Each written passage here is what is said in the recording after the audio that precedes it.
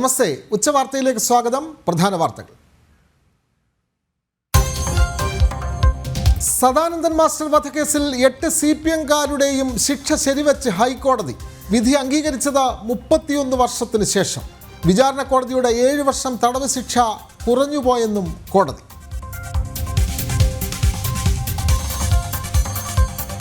വനവാസി വിഷയത്തിൽ പ്രസംഗം മാധ്യമങ്ങൾ വളച്ചൊടിച്ചെന്ന് സുരേഷ് ഗോപി. പൂർണ്ണരൂപം പുറത്തുവിടാനുള്ള ധൈര്യം മാധ്യമങ്ങൾ കാണിക്കണം. ഇടമലക്കുടിയിലെയും വയനാട്ടിലെയും വനവാസികൾക്കായി ശബ്ദമുയർത്തിയ കാര്യം മറക്കരുതെന്നും കേന്ദ്രമന്ത്രി.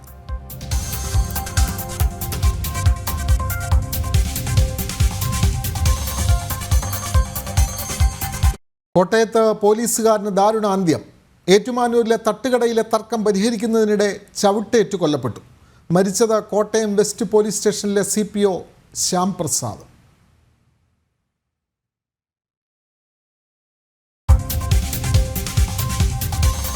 CPM-നും കോൺഗ്രസിനുമെതിരെ ആഞ്ഞടിച്ച് വെള്ളാപ്പള്ളി. ഈഴവർക്ക് ഇരു പാർട്ടികളിലും അവഗണന. കസേരയ്ക്ക് ഭീഷണി വരുമ്പോൾ മാത്രം സമുദായ ചിന്ത. കോൺഗ്രസിൽ ഈഴവരെ വെട്ടിനിർത്തിയെന്നും യോഗനാഥത്തിൽ രൂക്ഷ വിമർശനം.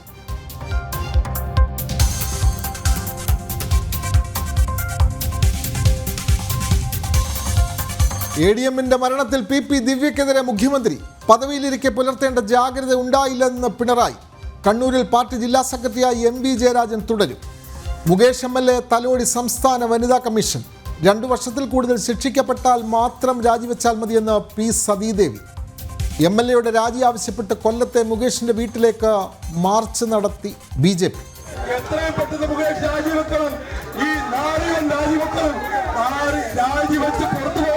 കൊല്ലത്തിന്റെ അഭിമാനം സംരക്ഷിക്കണം.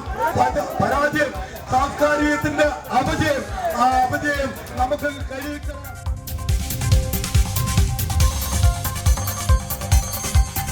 ഇന്ന് വസന്തപഞ്ചമി ദിനം. മഹാകുംഭമേളയിൽ 3ാം അമൃത സ്നാനം. പ്രയാഗ്രാജിലേക്ക് തീർത്ഥാടക പ്രവാഹം.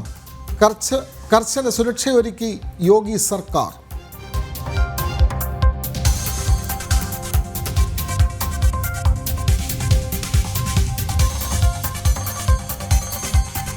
BJP സംസ്ഥാന ഉപാധ്യക്ഷൻ സദാനന്ദൻ മാസ്റ്റർ വധക്കേസിൽ വിചാരണ കോടതി കുറ്റക്കാരെന്ന് കണ്ടെത്തിയ 8 പ്രതികളുടെയും ശിക്ഷ 31 വർഷത്തിന് ശേഷം ഹൈക്കോടതി ശരിവെച്ചു.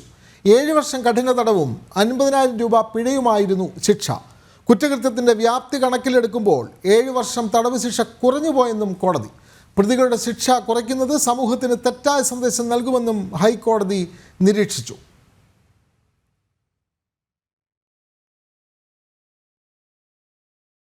ഡൽഹിയിലെ തെരഞ്ഞെടുപ്പുമായി ബന്ധപ്പെട്ട തൻ്റെ പ്രസംഗത്തെ സ്വാർത്ഥ താൽപ്പര്യങ്ങൾക്കായി ചില മാധ്യമങ്ങൾ വളച്ചൊടിച്ചെന്ന കേന്ദ്രമന്ത്രി സുരേഷ് ഗോപി. വിവാദങ്ങൾക്ക് പിന്നാലെ തൻ്റെ പ്രസംഗം സമൂഹ മാധ്യമങ്ങളിൽ പോസ്റ്റ് ചെയ്ത ശേഷമായിരുന്നു അദ്ദേഹത്തിൻ്റെ ഈ പ്രതികരണം. പ്രസംഗത്തിൻ്റെ പൂർണ്ണരൂപം പുറത്തുവിടാനുള്ള ധൈര്യം മാധ്യമങ്ങൾ കാണിക്കണം. ഇടമലക്കുടിയിലെയും വയനാട്ടിലെയും വനവാസികൾക്കായി ശബ്ദമുയർത്തിയ കാര്യവും സുരേഷ് ഗോപി പരാമർശിക്കുന്നുണ്ട്. 2016 MP ആയ ആ കാലഘട്ടം തൊട്ട് ഞാൻ മോദിജിയോട് ആവശ്യപ്പെടുന്നുണ്ട്, എനിക്ക് സിവിൽ ഏവിയേഷൻ വേണ്ട, എനിക്ക് ട്രൈബൽ തരും. അപ്പൊ നമ്മുടെ ഒരു നാട്ടിലെ മറ്റൊരു ശാപമാണ്, ഒരു ട്രൈബൽ ക്യാബിനറ്റ് മന്ത്രി ഒരിക്കലും ട്രൈബൽ അല്ലാത്ത ആളാവുകയില്ല. എന്റെ ആഗ്രഹമാണ്, എന്റെ സ്വപ്നമാണ്, ഒരു ഉന്നത കുലജാതൻ അവരുടെ ഉന്നമനത്തിന് വേണ്ടി ട്രൈബൽ മന്ത്രിയാവണം. ഒരു ട്രൈബൽ മന്ത്രിയാവാൻ ഒരാളുണ്ടെങ്കിൽ അദ്ദേഹത്തെ മുന്നോക്ക ജാതികളുടെയൊക്കെ ഉന്നമനത്തിന് വേണ്ടിയുള്ള മന്ത്രിയാക്കണം. ഈ പരിവർത്തനം ഉണ്ടാവണം നമ്മുടെ ജനാധിപത്യ സംവിധാനത്തിൽ. ജാതിവശാൽ അങ്ങനെ നമ്മൾ ബ്രാക്കറ്റൈസ് ചെയ്തിട്ടുള്ള ഉന്നത കുലജാതം, ഒരു ബ്രാഹ്മണനോ ഒരു നായിഡുവോ, അവർ നോക്കട്ടെ ഗോത്രവർഗത്തിന്റെ കാര്യങ്ങൾ. വലിയ വ്യത്യാസമുണ്ടാകും. ഇത് ഞാൻ അപേക്ഷിച്ചിട്ടുണ്ട് പ്രധാനമന്ത്രിയോട്. പക്ഷെ ഇതൊക്കെ ചില ചിട്ടവട്ടങ്ങളൊക്കെ ഉണ്ട്. ജാതി വിവേചനം ഒഴിവാക്കണമെന്ന അർത്ഥത്തിലുള്ള സുരേഷ് ഗോപിയുടെ വാക്കുകളാണ് വളച്ചൊടിക്കപ്പെട്ടതെന്ന് BJP തൃശൂർ മുൻ ജില്ലാ അധ്യക്ഷൻ KK അനീഷ് കുമാർ. BJP അംഗത്വം എടുത്തപ്പോൾ മുതൽ സുരേഷ് ഗോപിയെ വളഞ്ഞിട്ടാക്രമിക്കാനാണ് മാധ്യമങ്ങളും രാഷ്ട്രീയ എതിരാളികളും നോക്കുന്നത്. അതിൻ്റെ ഭാഗമായാണ് ഈ പ്രസംഗവും വളച്ചൊടിച്ചത്. പിന്നോക്കക്ഷേമം പറച്ചിലിൽ മാത്രമല്ല പ്രവൃത്തിയിലും നടപ്പിലാക്കുന്ന ജനപ്രതിനിധിയാണ് സുരേഷ് ഗോപിയെന്നും KK അനീഷ് കുമാർ തൃശ്ശൂരിൽ പറഞ്ഞു.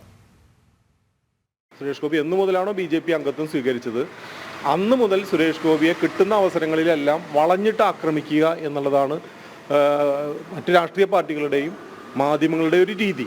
കോഴിക്കോട് നടന്നിട്ടുള്ള അദ്ദേഹത്തിനെതിരെ സ്ത്രീപീഡന കേസ്, അത് മാധ്യമങ്ങളുടെ മുന്നിൽ പൊതുസ്ഥലത്ത് നടന്നിട്ടുള്ള ഒരു സംഭവമാണ്. പക്ഷെ അത് അദ്ദേഹത്തിനെതിരെ പീഡന കേസാണ് ചാർജ് ചെയ്തത്. കരുവന്നൂരിൽ അദ്ദേഹം പദയാത്ര നടത്തിയ സമയത്ത് അത് പൊതുജനങ്ങൾക്ക് വേണ്ടി, അവിടെ പണം നഷ്ടപ്പെട്ട സഹകാരികൾക്ക് വേണ്ടിയിട്ടാണ് അദ്ദേഹം പദയാത്ര നടത്തിയത്. പക്ഷേ ആ പദയാത്രയിൽ അദ്ദേഹത്തിനെതിരെ 3 കേസുകളാണ് രജിസ്റ്റർ ചെയ്തത്.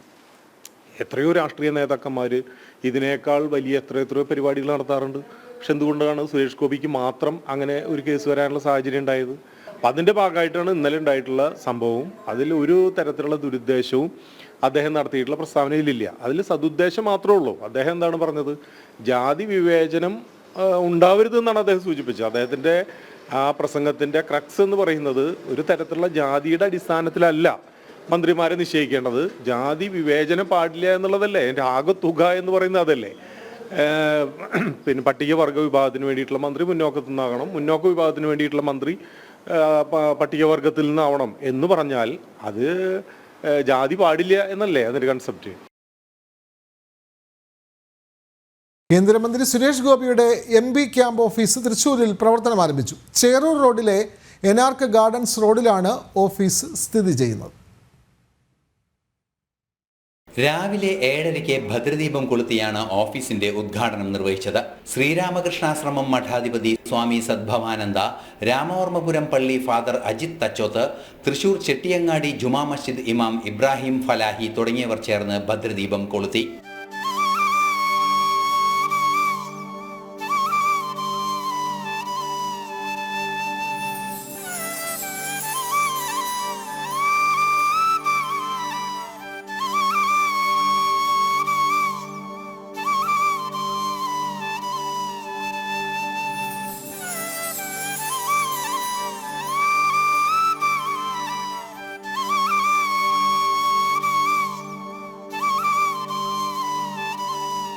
ഡൽഹിയിലായതിനാൽ വീഡിയോ കോളിലൂടെ കേന്ദ്രമന്ത്രി സുരേഷ് ഗോപി ചടങ്ങിനെ അഭിസംബോധന ചെയ്തു.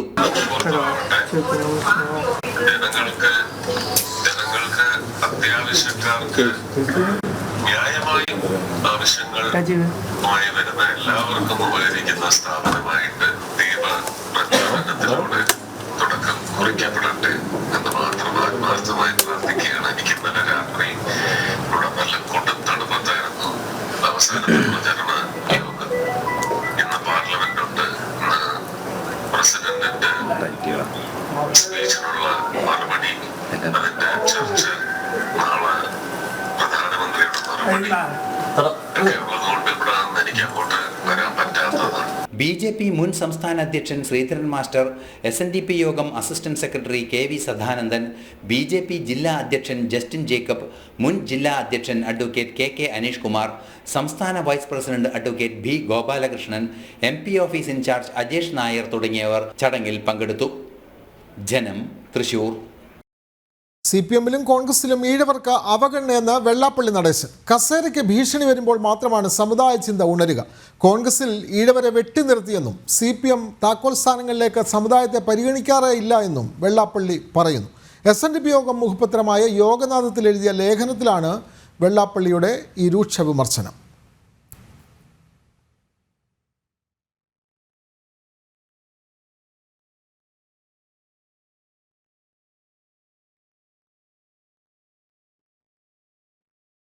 കോട്ടയത്ത് പോലീസുകാരന് ദാരുണ അന്ത്യം. അക്രമിയെ പിടികൂടുന്നതിനിടെ പോലീസ് ഉദ്യോഗസ്ഥൻ ചവിട്ടേറ്റ് മരിച്ചു. കോട്ടയം വെസ്റ്റ് പോലീസ് സ്റ്റേഷനിലെ CPO ശ്യാം പ്രസാദാണ് മരിച്ചത്. ഏറ്റുമാനൂരിലെ തട്ടുകടയിൽ തർക്കം പരിഹരിക്കുന്നതിനിടെ പ്രതികൾ ആക്രമിക്കുകയായിരുന്നു. ഏറ്റുമാനൂർ തെള്ളകത്തെ തട്ടുകടയിൽ അർദ്ധരാത്രിയോടെയായിരുന്നു സംഭവം. ഇവിടെ സംഘർഷം നടക്കുന്നതിനിടെയാണ് കോട്ടയം വെസ്റ്റ് പോലീസ് സ്റ്റേഷനിൽ നിന്നും ഡ്യൂട്ടി കഴിഞ്ഞ് മടങ്ങുകയായിരുന്ന CPO മാഞ്ഞൂർ സ്വദേശിയായ ശ്യാം പ്രസാദ് ഭക്ഷണം കഴിക്കാനായി എത്തിയത്. ശ്യാം പോലീസുകാരനാണെന്നറിഞ്ഞ അക്രമി പെരുമ്പായിക്കാട് സ്വദേശി ജിബിൻ ജോർജ് ആക്രമിക്കുകയായിരുന്നു. നിലത്ത് വീണ ശ്യാമിന്റെ നെഞ്ചിൽ ഇയാൾ ചവിട്ടുകയും ചെയ്തു.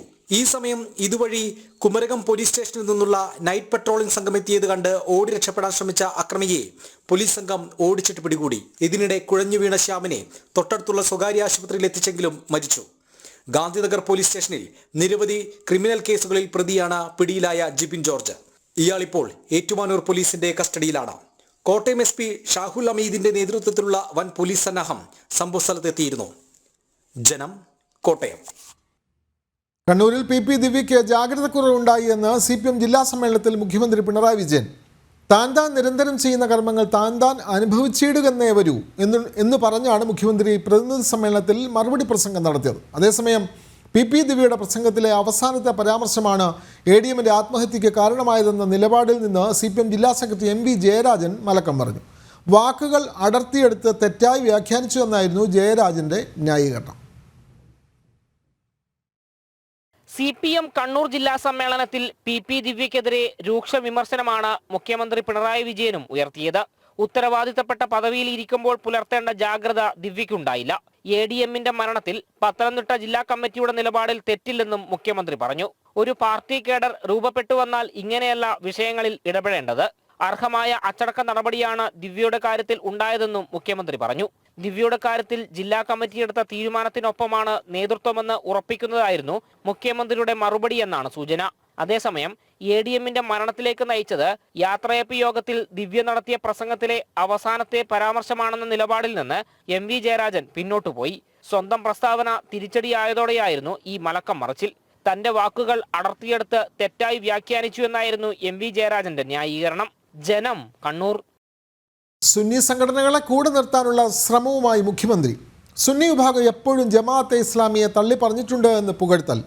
പൊതുവിടങ്ങളിലേക്ക് സ്ത്രീകൾ ഇറങ്ങരുതെന്ന് പ്രസംഗിച്ച കാന്തപുരത്തിൻ്റെ നിലപാട് പിന്തിരിപ്പനാണെന്ന് പറഞ്ഞ CPM സംസ്ഥാന സെക്രട്ടറി MV ഗോവിന്ദനും CPMനും എതിരെ സുന്നി സംഘടനകൾ രംഗത്തെത്തിയ സാഹചര്യത്തിലാണ് മുഖ്യമന്ത്രിയുടെ ഈ പുകഴ്ത്തൽ. മുസ്ലിം ബഹുജനങ്ങൾ എടുത്താൽ മുസ്ലിം ബഹുജനങ്ങളിൽ മഹാഭൂരിപക്ഷത്തെ പ്രതിനിധാനം ചെയ്യുന്ന സുന്നി വിഭാഗം എല്ലാ കാലത്തും ജമാഅത്തെ ഇസ്ലാമിയെ തള്ളി പറഞ്ഞിട്ടുണ്ട്. മുസ്ലിം ബഹുജനങ്ങളിലെ മഹാഭൂരിപക്ഷം എല്ലാ കാലത്തും വർഗീയതക്കെതിരെ നിലപാട് സ്വീകരിച്ചിട്ടുണ്ട്. ന്യൂനപക്ഷ വർഗീയതക്കെതിരെ നിലപാട് സ്വീകരിച്ചിട്ടുണ്ട്. അന്യപുരുഷന്മാരുടെ മുന്നിലും പുരുഷന്മാരുമായി ഇടകലർന്നും സ്ത്രീകൾ വ്യായാമം ചെയ്യുന്നത് അനുവദനീയമല്ലെന്ന് കാന്തപുരം വിഭാഗം സമസ്ത മുശാവറ പ്രഖ്യാപിച്ചിരുന്നു. സ്ത്രീയും പുരുഷനും നോക്കുന്നതും കാണുന്നതും ഹറാമാണെന്നും കാന്തപുരം പറഞ്ഞു. ഇത് പിന്തിരിപ്പൻ നിലപാടാണെന്നായിരുന്നു MV ഗോവിന്ദന്റെ മറുപടി. അങ്ങനെ ശാഠ്യമുള്ളവർക്ക് പിടിച്ചു നിൽക്കാനാകില്ലെന്നും പുരോഗമന നിലപാട് സ്വീകരിച്ച് മുന്നോട്ടു പോകേണ്ടി വരുമെന്നും MV ഗോവിന്ദൻ വ്യക്തമാക്കി. തുടർന്ന് CPMന്റെ കണ്ണൂർ ജില്ലയിലെ ഏരിയ സെക്രട്ടറിമാരിൽ എത്ര വനിതകളുണ്ടെന്ന ചോദ്യവുമായി കാന്തപുരം രംഗത്തെത്തി. മതനിയമങ്ങൾ പറയുമ്പോൾ പണ്ഡിതന്മാരുടെ മേൽ കുതിര കയറാൻ വരേണ്ട.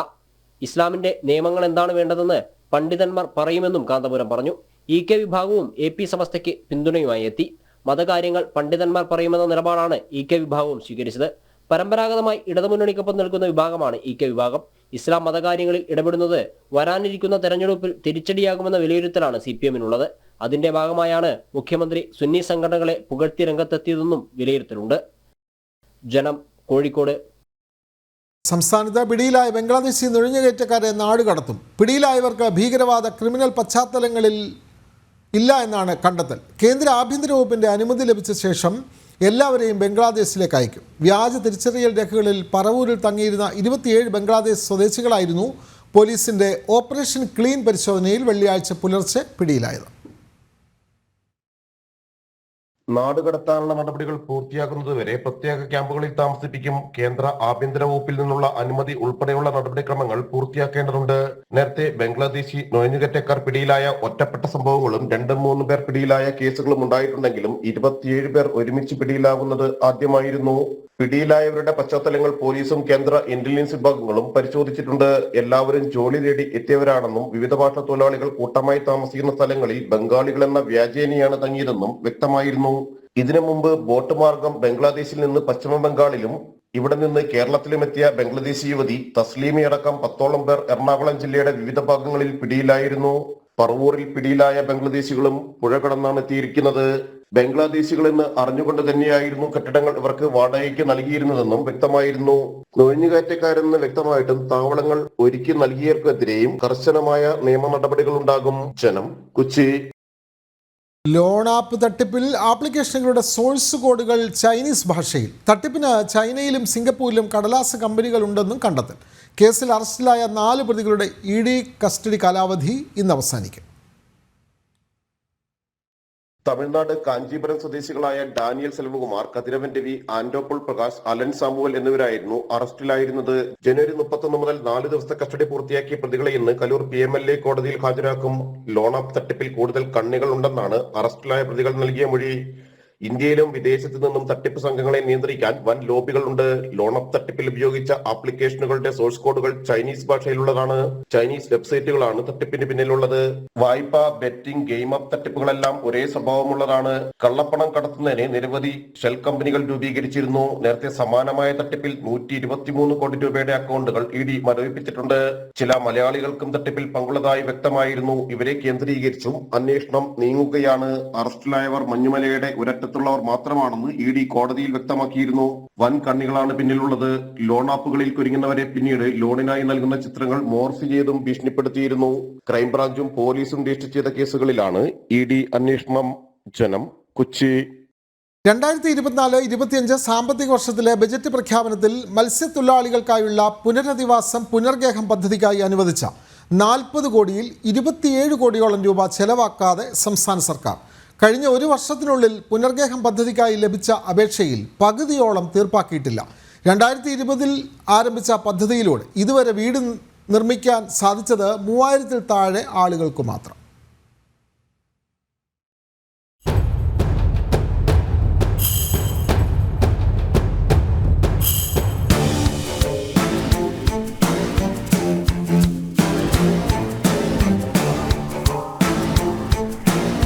ഇതെല്ലാം വീടിരുന്നതാണ്, ഇതെല്ലാം പോയി കഴിഞ്ഞു. ഞങ്ങൾക്ക് ജീവിതം ഇല്ല.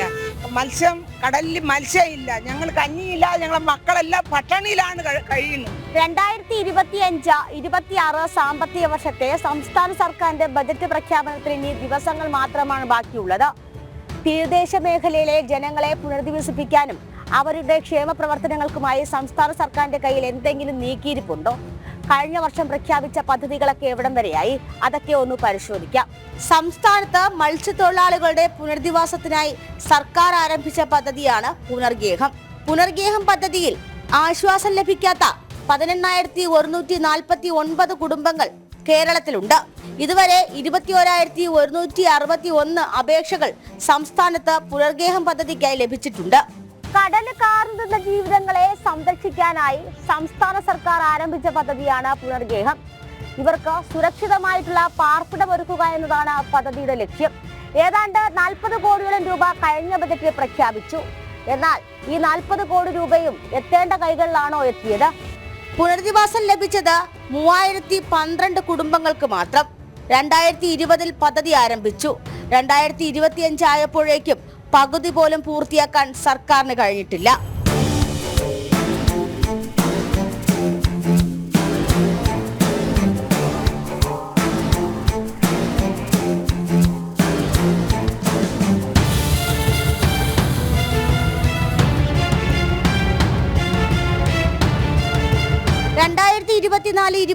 സാമ്പത്തിക വർഷത്തിൽ 40 കോടി രൂപയാണ് സംസ്ഥാന സർക്കാർ പുനർഗേഹം പദ്ധതിയുടെ നടത്തിപ്പിനായി ബജറ്റിൽ വകയിരുത്തിയത്. 27 കോടി രൂപ ഇപ്പോഴും ചെലവാക്കിയിട്ടില്ല. ആലപ്പുഴ ജില്ലയിൽ നിന്നുമാണ് ഏറ്റവും കൂടുതൽ അപേക്ഷകൾ ലഭിച്ചത്, 4660 അപേക്ഷകൾ. തിരുവനന്തപുരത്ത് 4116 പേർ പുനർഗേഹം പദ്ധതിയിലൂടെ പുനരധിവാസത്തിനായി അപേക്ഷ നൽകി. കോഴിക്കോട് ജില്ലയിലാണെങ്കിൽ അത് 3515 പേരാണ്. കഴിഞ്ഞ കാലങ്ങളിലെല്ലാം അവതരിപ്പിച്ച ബജറ്റുകളിൽ മത്സ്യത്തൊഴിലാളികളുടെ പുനരധിവാസത്തിനായി പ്രത്യേക പാക്കേജുകളും പ്രത്യേക തുകകളും അനുവദിക്കാറുണ്ട്. പക്ഷെ ഈ തുകയെല്ലാം എവിടെ പോയെന്ന് കേരളത്തിലെ തീരദേശം കണ്ടാൽ മനസ്സിലാവും. ഏറ്റവും കൂടുതൽ പുനരധിവാസം നടന്നത് തിരുവനന്തപുരം ജില്ലയിലും ഏറ്റവും കുറവ് കാസർഗോഡ് ജില്ലയിലുമാണ്. പുനരധിവാസം നടന്ന തിരുവനന്തപുരം ജില്ലയിൽ 777 കുടുംബങ്ങളെ മാത്രമാണ് സർക്കാരിന് മാറ്റി താമസിപ്പിക്കാനായിട്ടുള്ളത്. ഒരു കുടുംബത്തിന് 10 ലക്ഷം രൂപ വരെ ധനസഹായം ലഭിക്കും. എന്നാൽ ഈ തുക പര്യാപ്തമല്ല എന്നാണ് പരാതി.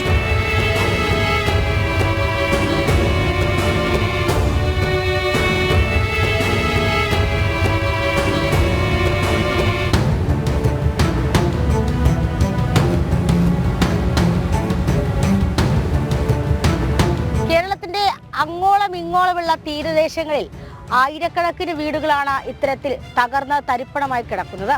വ്യക്തമായിട്ടൊരു പ്ലാനിംഗ് വേണം. വ്യക്തമായിട്ടുള്ള ഒരു സാമ്പത്തിക ഭദ്രത ഇവർക്ക് വേണം. എങ്കിൽ മാത്രമേ ഈ ജനതയെ തിരിച്ചു കൊണ്ടുവരാൻ സാധിക്കുകയുള്ളൂ. ഓരോ ബജറ്റിലും വരുന്ന പ്രഖ്യാപനങ്ങൾ അത് നടപ്പിലാക്കേണ്ട രീതിക്ക് നടപ്പിലാക്കണം. ഇത്തവണയും ഇവർക്ക് സഹായമായി എന്തെങ്കിലും ഉണ്ടെന്ന് പ്രതീക്ഷിക്കാം. പക്ഷേ പ്രതീക്ഷകൾക്കപ്പുറം ഇത് നടപ്പിലാക്കണം. ടിൻഡുദാസ്, ജനം, തിരുവനന്തപുരം.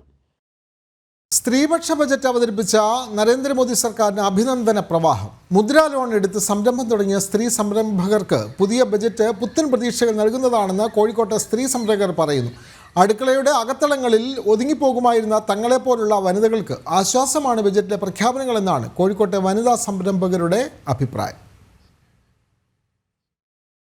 സ്ത്രീകൾക്ക് വേണ്ടിയുള്ള വികസനമല്ല, മറിച്ച് സ്ത്രീകളിൽ ഊന്നിയുള്ള വികസനം. അതാണ് മോദി സർക്കാരിന്റെ കാഴ്ചപ്പാട്. ആ കാഴ്ചപ്പാട് അന്വർത്ഥമാക്കുന്നതായിരുന്നു ഇത്തവണത്തെ ബജറ്റ്.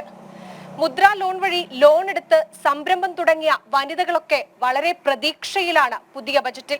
കേന്ദ്ര സർക്കാർ ബജറ്റിൽ ഏറ്റവും അധികം ഊന്നൽ നൽകിയിരിക്കുന്നത് സ്ത്രീകൾക്കായുള്ള വികസന പദ്ധതികൾക്കാണ്. പട്ടികജാതി പട്ടികവർഗ വിഭാഗത്തിൽപ്പെടുന്ന വനിതാ സംരംഭകർക്ക് 2 കോടി വരെ വായ്പ നൽകും.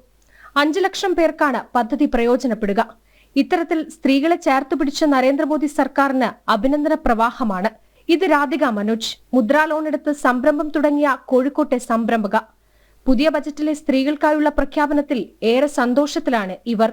ഈ പ്രാവശ്യത്തെ കേന്ദ്ര സർക്കാരിന്റെ ബഡ്ജറ്റ് അവതരണത്തിൽ നമുക്ക് സ്ത്രീകൾക്ക് മുൻതൂക്കം കൂടുതലാണ്. എന്നുവെച്ചാൽ വീടുകളിൽ ഒതുങ്ങിക്കൂടുന്ന സ്ത്രീകൾക്ക് ഏതൊരു സംരംഭം തുടങ്ങുന്നതിന് വേണ്ടിയിട്ടും കേന്ദ്ര സർക്കാരിന്റെ പിന്തുണ എപ്പോഴും ഉണ്ട്. ഇങ്ങനെയുള്ളൊരു ബഡ്ജറ്റ് എപ്പോഴും നമുക്ക് അനുകൂലമായിട്ട് വരുന്നത് കൊണ്ട് ഈ കേന്ദ്ര സർക്കാരിന്റെ BJP സർക്കാരിന് എപ്പോഴും ഞങ്ങളെപ്പോലുള്ളവരുടെ അഭിനന്ദനങ്ങൾ അറിയിക്കുകയാണ്. രാധിക മാത്രമല്ല, മോദി സർക്കാരിന്റെ മുദ്രാ ലോൺ വഴി ലോൺ എടുത്ത് ചെറുകിട സംരംഭം തുടങ്ങിയ ജയശ്രീക്കും പറയാനുണ്ട് ചിലത്. മുദ്രാ ലോൺ എടുത്ത് സംരംഭം തുടങ്ങിയ ഒരു വ്യക്തിയാണ് ഞാൻ. അപ്പോൾ ഈ പ്രാവശ്യത്തെ ബജറ്റ് കേട്ടപ്പോൾ നല്ല സന്തോഷമുണ്ട്. ഇനിയും എന്നെപ്പോലെ ഈ തൊഴിൽ രംഗത്തേക്ക് ഇറങ്ങാൻ ഉദ്ദേശിക്കുന്ന സാധാരണക്കാരായ സ്ത്രീകൾക്ക് ഇതൊരു നല്ല അവസരമാണ്. ഇനിയും ഇതിനേക്കാളും കൂടുതൽ ലോണുകളും ഇതും പ്രതീക്ഷിക്കേണ്ടത് ഞങ്ങൾ. ബജറ്റ് കേട്ടപ്പോൾ ഭയങ്കര സന്തോഷം തോന്നി. മോദി സർക്കാരിൻ്റെ ഇതുകൊണ്ട് അതുകൊണ്ട് ഞങ്ങൾക്ക് ഇനിയും ജോലി ചെയ്യാനുള്ളൊരു ഉത്സാഹം കൂടി. കേന്ദ്ര സർക്കാരിന്റെ ബജറ്റിൽ സാധാരണക്കാരായ വീട്ടമ്മമാർ ഏറെ സന്തോഷത്തിലാണ്. മോദി സർക്കാരിന്റെ മുദ്രാ ലോൺ കൃത്യമായി പ്രയോജനപ്പെടുത്തിയവരാണ് ഇവരൊക്കെ. അതുകൊണ്ട് സ്ത്രീകൾക്കായുള്ള പുതിയ പദ്ധതി പ്രഖ്യാപനത്തെ ഏറെ സന്തോഷത്തോടെയാണ് ഇവർ നോക്കിക്കാണുന്നത്. ജനം, കോഴിക്കോട്. ആരോഗ്യമേഖലയ്ക്ക് കരുത്തും കരുതലുമാണ് കേന്ദ്ര ബജറ്റ്. കേരളത്തിൽ പകർച്ചവ്യാധി പോലെ ക്യാൻസർ പടരുന്നതിനാൽ ഡേ കെയർ സെന്ററുകൾ ആരംഭിക്കുമെന്ന പ്രഖ്യാപനവും മരുന്നുകളുടെ വില കുറച്ചതും ഏറെ ആശ്വാസകരമെന്ന് പൊതുജനങ്ങളുടെ അഭിപ്രായം. സംസ്ഥാന ആരോഗ്യ മേഖലയ്ക്ക് ഏറെ ഗുണകരമായ പ്രഖ്യാപനങ്ങളാണ് കേന്ദ്ര ധനമന്ത്രി നിർമ്മല സീതാരാമൻ അവതരിപ്പിച്ച ബജറ്റിലുള്ളത്. ആരോഗ്യ മേഖലയുടെ വികാസത്തിനുള്ള സുപ്രധാന പ്രഖ്യാപനങ്ങൾ നേരത്തെയും കേന്ദ്രം പ്രഖ്യാപിക്കുകയും നടപ്പിലാക്കുകയും ചെയ്തിരുന്നു. മറ്റു സംസ്ഥാനങ്ങളെക്കാൾ ഏറ്റവും കൂടുതൽ ക്യാൻസർ രോഗബാധിതരുള്ള സംസ്ഥാനമായി കേരളം മാറുകയാണ്. പ്രതിവർഷം രോഗം സ്ഥിരീകരിക്കുന്നത് 20,000 പേർക്കെന്നാണ് ആരോഗ്യവകുപ്പിന്റെ കണക്കുകൾ. ഈ സാഹചര്യത്തിൽ രാജ്യത്ത് ക്യാൻസർ ഡേ കെയർ സെന്ററുകൾ ആരംഭിക്കുമെന്ന പ്രഖ്യാപനം ഏറെ ആശ്വാസകരം പകരുന്നതാണെന്നാണ് ജനങ്ങളുടെ പ്രതികരണം. ക്യാൻസർ പേഷ്യൻസ് വളരെയധികം ഇപ്പോൾ കൂടുതലാണ്. മാത്രമല്ല, മെഡിക്കൽ കോളേജിൽ എവിടെ വന്നാലും അവർക്ക് ഒരുപാട് നേരം വെയിറ്റ് ചെയ്യണം, സർജറിക്കായാലും എല്ലാത്തിനും. അപ്പോൾ പാവപ്പെട്ടവർക്ക് ഇതൊരു ഉപകാരമായിരിക്കും എന്ന് തോന്നുന്നു. മെഡിസിറ്റിയുടെ വില കുറച്ചത് എന്തായാലും സന്തോഷകരമാണ്. ഇഷ്ടംപോലെ നമ്മളിവിടെ നിന്ന് നോക്കിയാൽ ഇഷ്ടംപോലെ രോഗികൾ ഇവിടെ വന്ന് അറിയുന്ന അവിടെ ചെന്ന് കണ്ടാലേ ആ കാഴ്ച അറിയാൻ പറ്റും. അവർക്ക് എത്രത്തോളം അത് ഗുണകരമാകുമെങ്കിൽ, നടപ്പിലാക്കുമെങ്കിൽ അത് ഏറ്റവും ഗുണകരമായിരിക്കും. ഭയങ്കര സപ്പോർട്ടല്ലേ, അത് നല്ല കാര്യമല്ലേ. അതിനുള്ള സെൻസറി നിങ്ങൾ എടുക്കേണ്ടത് അത് കണ്ടിപ്പാൽ തീർച്ചയായും വേണം. പ്രത്യേകിച്ച് ക്യാൻസർ പേഷ്യൻ്റ് വർദ്ധിച്ചു വരുന്നതല്ലേ. ഇപ്പം ജീവൻ രക്ഷാ മരുന്നുകളുടെ വില കുറയ്ക്കുന്നത് നല്ലത് തന്നെ. ഇപ്പോൾ ജനൌഷധി പോലത്തെ ഒരു സ്ഥാപനം ഉണ്ടല്ലോ, അത് ഒരു ഒത്തിരി പേർക്ക് ഉപകാരമാകുന്നു. അതുകൊണ്ട് നല്ല കാര്യമാണ്. ജീവൻ രക്ഷാ മരുന്നുകൾക്ക് നികുതി ഇളവ് പ്രഖ്യാപിച്ചതിനെയും പൊതുജനങ്ങൾ സ്വാഗതം ചെയ്യുന്നു. ആരോഗ്യ സേവനങ്ങളിലെ വിടവുകൾ നികത്താനും രോഗികൾക്കും കുടുംബത്തിനും പിന്തുണ നൽകാനും കേന്ദ്ര സർക്കാർ ലക്ഷ്യമിടുന്ന പദ്ധതികൾ രോഗികൾക്ക് ഏറെ പ്രതീക്ഷ നൽകുന്നതാണ്. ജനം, തിരുവനന്തപുരം. കേന്ദ്ര ബജറ്റിൽ ടൂറിസം മേഖലയിലെ പ്രഖ്യാപിച്ചിരിക്കുന്ന പദ്ധതികൾ ഏറ്റവും കൂടുതൽ ഉപകാരപ്പെടുക കേരളത്തിനെന്ന് വിലയിരുത്തൽ. കേന്ദ്ര ബജറ്റിൽ ഹോം സ്റ്റേകൾക്ക് മുദ്രാ വായ്പാ പദ്ധതി പ്രഖ്യാപിച്ചതിൻ്റെ ആശ്വാസത്തിലാണ് കേരളത്തിലെ ഹോം സ്റ്റേ ഉടമകൾ. ഈ മേഖലയിലേക്ക് കടന്നു വരാനിരിക്കുന്ന പുതിയ സംരംഭകർക്കും ഇത് ഏറെ ആശ്വാസം. കേരളത്തിൽ മാത്രം 7000-ലധികം ഹോം സ്റ്റേകൾ പ്രവർത്തിക്കുന്നുണ്ട്. അനധികൃതമായി പ്രവർത്തിക്കുന്ന ഹോം സ്റ്റേകൾ വേറെയും. ഇവർക്കെല്ലാം ആശ്വാസം നൽകുന്ന പ്രഖ്യാപനമാണ് കേന്ദ്രമന്ത്രി നിർമ്മലാ സീതാരാമൻ നടത്തിയത്. ടൂറിസം മേഖലയെ പരിപോഷിപ്പിക്കാൻ മികച്ച പദ്ധതികൾ കേന്ദ്ര സർക്കാർ വിഭാവനം ചെയ്തിരിക്കുന്നു. ഈ പദ്ധതികളുടെ അത്രയും ഗുണം ലഭിക്കുന്നത് കേരളത്തിനും. പ്രാദേശിക ടൂറിസം കേന്ദ്രങ്ങൾ അനവധി ഉണ്ടെങ്കിലും ഈ സ്ഥലങ്ങളിൽ താമസിച്ച സമയം ചെലവഴിക്കാൻ പലയിടത്തും സൗകര്യങ്ങളില്ല. ഹോം സ്റ്റേകളെ മുദ്രാ വായ്പ പദ്ധതിയിൽ ഉൾപ്പെടുത്തിയതോടെ ഈ പ്രശ്നത്തിന് പരിഹാരമാവുകയാണ്. നിലവിൽ ഹോം സ്റ്റേകൾക്ക് മാത്രമായി പ്രത്യേക വായ്പാ പദ്ധതികളില്ല. മറ്റേത് ബാങ്കിലെ പോലെയും വായ്പ എടുക്കാം. അമിത പലിശയാണ് ഇതിന് ഈടാക്കിയിരുന്നതും. എന്നാൽ മുദ്രാ വായ്പ വരുന്നതോടെ കുറഞ്ഞ പലിശയിൽ 1 കോടി രൂപ വരെ സംരംഭകന് ലഭിക്കും. ഈ പ്രഖ്യാപനത്തെ ആവേശത്തോടെയാണ് കേരളത്തിലെ ടൂറിസം മേഖല ഏറ്റെടുത്തിരിക്കുന്നത്. ടൂറിസം മേഖലയ്ക്ക് പുതിയ സ്പോട്ടുകൾ, അത് 50 സ്പോട്ടുകൾ എങ്ങാണ്ട് പുതിയ ടൂറിസ്റ്റ് കേന്ദ്രങ്ങളെ പ്രൊമോട്ട് ചെയ്യുന്നതും അതുപോലെ തന്നെ ലോണുകൾ ടൂറിസം മേഖലയ്ക്ക് അനുവദിക്കുന്നതൊക്കെ വളരെയധികം പ്രതീക്ഷ ഉള്ള ഒരു കാര്യമാണ്. കേന്ദ്ര ഗവൺമെൻറ് പ്രോജക്റ്റ് ആയതുകൊണ്ട് പ്രാബല്യത്തിൽ വരുമെന്ന് തന്നെയാണ് വിശ്വസിക്കുന്നത്. അതോടൊപ്പം കൂടുതൽ പഴയ ടൂറിസം കേന്ദ്രങ്ങളിൽ പുതിയ പ്രോജക്റ്റുകൾ കൂടി അനുവദിക്കുമെന്നും പ്രതീക്ഷിക്കുന്നു. പ്രാദേശിക ടൂറിസം മേഖലയുടെ വികസനത്തിനൊപ്പം കൂടുതൽ സംരംഭകരും ഈ മേഖലയിലേക്ക് കടന്നു വരുമെന്നാണ് വിലയിരുത്തൽ. അതേസമയം അനധികൃത ഹോം സ്റ്റേകളുടെ പ്രവർത്തനങ്ങൾ അവസാനിപ്പിക്കാനും കഴിയും. മുദ്രാ വായ്പ ലഭിക്കണമെങ്കിൽ ടൂറിസം വകുപ്പിന്റെ ശുപാർശ വേണമെന്നതാണ് ഇതിനാധാരം. ഈ സാഹചര്യത്തിൽ ഇക്കൂട്ടർ അംഗീകാരം നേടാൻ നിർബന്ധിതരാകും. പ്രധാനപ്പെട്ട 50 ടൂറിസം കേന്ദ്രങ്ങൾ സംസ്ഥാന സർക്കാരുകളുടെ സഹായത്തോടെ വികസിക്കുമെന്ന കേന്ദ്ര ബജറ്റ് പ്രഖ്യാപനം ഏറ്റവും ഗുണകരമാവുക കേരളത്തിലാണ്. മെഡിക്കൽ ടൂറിസം പ്രോത്സാഹിപ്പിക്കാനുള്ള നിർദ്ദേശത്തിലും ടൂറിസം കേന്ദ്രങ്ങളിലെ കണക്ടിവിറ്റികൾ വർദ്ധിപ്പിക്കാനുള്ള നിർദ്ദേശത്തിലും കേരളത്തിന് പ്രതീക്ഷ വയ്ക്കാം.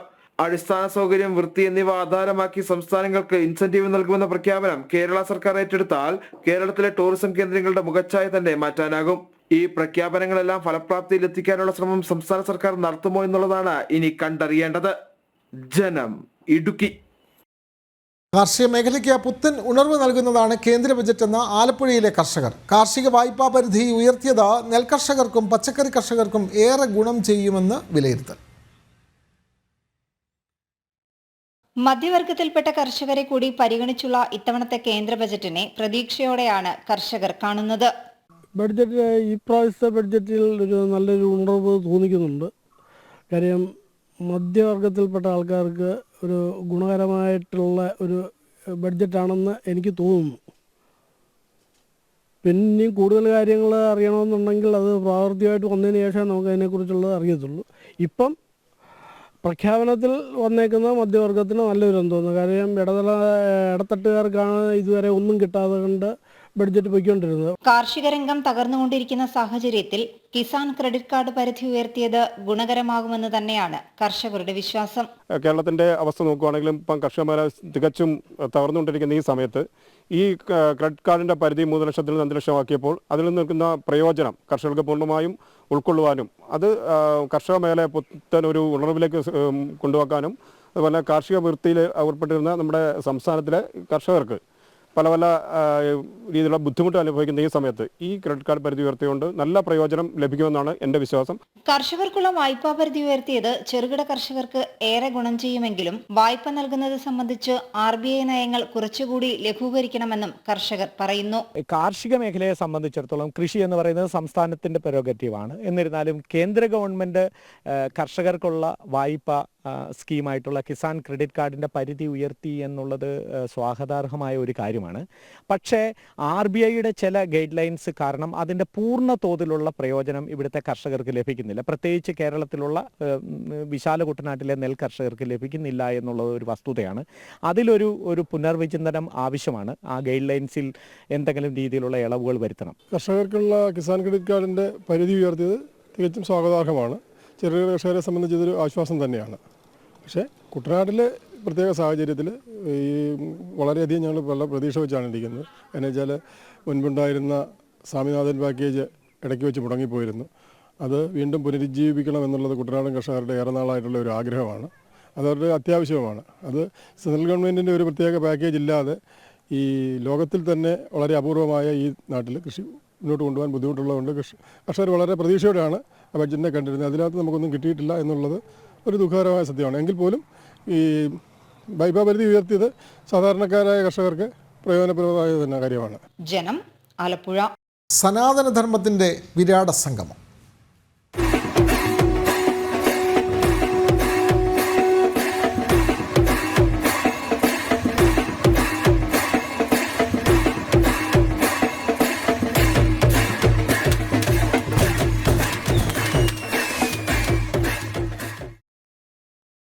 പ്രയാഗ്രാജിൽ നടക്കുന്ന മഹാകുംഭമേളയിൽ വസന്തപഞ്ചമി പുണ്യസ്നാനത്തിനായി എത്തിയത് ഭക്തലക്ഷങ്ങൾ. തീർത്ഥാടകരുടെ തിരക്ക് നിയന്ത്രിക്കാൻ വിപുലമായ ക്രമീകരണങ്ങളായിരുന്നു ഒരുക്കിയത്. രാവിലെ 8 മണി വരെയുള്ള കണക്കുകൾ പ്രകാരം ഇന്ന് 62.25 ലക്ഷം ഭക്തരാണ് അമൃതസ്നാനം നടത്തിയത്. ഇതുവരെ 35 കോടി ജനങ്ങൾ മഹാകുംഭ നഗരിയിലേക്ക് തീർത്ഥാടനം നടത്തി.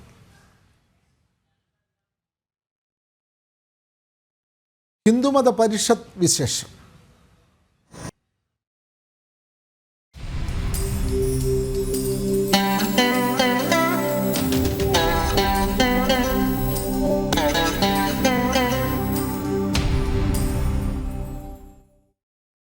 അയിരൂർ ചെറുകോൽപ്പുഴ ഹിന്ദുമത പരിഷത്തിന്റെ 2ാം ദിനമായ ഇന്ന് സന്യാസി ശ്രേഷ്ഠ നയിക്കുന്ന ധർമാചാര്യ സഭ നടക്കും. RSS സർസംഘചാലക് ഡോക്ടർ മോഹൻ ഭാഗവത് ബുധനാഴ്ച നടക്കുന്ന ഹിന്ദു ഏകതാ സമ്മേളനത്തിൽ പങ്കെടുക്കും. അയ്യപ്പ ഭക്ത സമ്മേളനം, ആചാര്യ അനുസ്മരണ സമ്മേളനം തുടങ്ങിയ പരിപാടികൾ വരും ദിവസങ്ങളിൽ പരിഷത്തിനെ ധന്യമാക്കും. സനാതന ജ്ഞാന പ്രബോധനങ്ങൾക്കായി കാതോർക്കുകയാണ് ദക്ഷിണ ഭഗീരഥി തീരം. ഇന്ന് 3:30 നടക്കുന്ന ധർമാചാര്യ സഭ ഗുജറാത്ത് വാനപ്രസ്ഥ മുനി സത്യജിത് മഹാരാജ് ഉദ്ഘാടനം ചെയ്യും. മാർഗദർശക മണ്ഡലം അധ്യക്ഷൻ കുളത്തൂർ അദ്വൈതാശ്രമ മഠാധിപതി സ്വാമി ചിദാനന്ദപുരി മഹാരാജ്, പാലക്കാട് ദയാനന്ദാശ്രമം കൃഷ്ണാനന്ദ സ്വാമി, ഋഷി ജ്ഞാനസാധനാലയം സ്വാമി ജ്ഞാനാഭിഷ്ടഗിരി മാതാജി, മാർഗദർശക മണ്ഡലം മുഖ്യ കാര്യദർശി സത്സ്വരൂപാനന്ദ സരസ്വതി തുടങ്ങി സന്യാസി ശ്രേഷ്ഠർ ധർമാചാര്യ സഭയെ നയിക്കും. RSS സർസംഘചാലക് ഡോക്ടർ മോഹൻ ഭാഗവത് ബുധനാഴ്ച വൈകിട്ട് 4 മണിക്ക് ഹിന്ദു ഏകതാ സമ്മേളനത്തെ അഭിസംബോധന ചെയ്യുന്നു എന്നതും 113ാമത് ഹിന്ദുമത പരിഷത്തിന്റെ സവിശേഷ പ്രാധാന്യമാണ്. RSS സർസംഘചാലക് പങ്കെടുക്കുന്ന ഹിന്ദു ഏകതാ സമ്മേളനത്തോടനുബന്ധിച്ച് കഴിഞ്ഞ 1 മാസമായി 63 പഞ്ചായത്തുകളും 5 നഗരസഭകളും കേന്ദ്രീകരിച്ച് ഹിന്ദു ഏകതാ സമ്മേളന പ്രവർത്തനങ്ങൾ പൂർത്തീകരിച്ചിട്ടുണ്ട്. പരിഷത്തിന്റെ വരും ദിവസങ്ങളിൽ അയ്യപ്പ ഭക്ത സമ്മേളനം, പരിസ്ഥിതി സാംസ്കാരിക സമ്മേളനം, ആചാര്യ അനുസ്മരണ സമ്മേളനം, വനിതാ സമ്മേളനം തുടങ്ങിയ പരിപാടികൾ നടക്കും. ജനം, പത്തനംതിട്ട. അയിരൂർ ചെറുകോൽപ്പുഴ ഹിന്ദുമത പരിഷത്തിൽ ശ്രദ്ധേയമായി കുഞ്ഞു കുരുന്നുകളുടെ ഗീതാപാരായണം. കിടങ്ങന്നൂർ ശ്രീ വിജയാനന്ദ വിദ്യാലയത്തിലെ 1 മുതൽ 4ാം ക്ലാസ് വരെയുള്ള കുരുന്നുകളാണ് പരിഷത്ത് വേദിയിൽ ഗീതാപാരായണം നടത്തി വേദിയെ ധന്യമാക്കിയത്.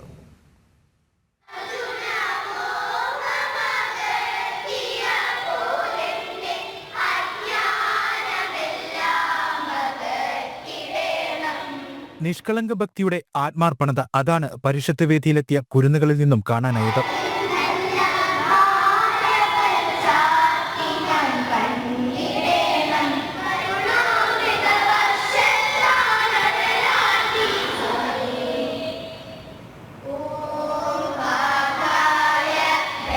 കിടങ്ങന്നൂർ നാൽക്കാലിക്കൽ ശ്രീ വിജയാനന്ദ വിദ്യാലയത്തിലെ 35 വിദ്യാർത്ഥികളാണ് പരിഷത്ത് വേദിയിൽ ഗീതാപാരായണം ചൊല്ലിയത്.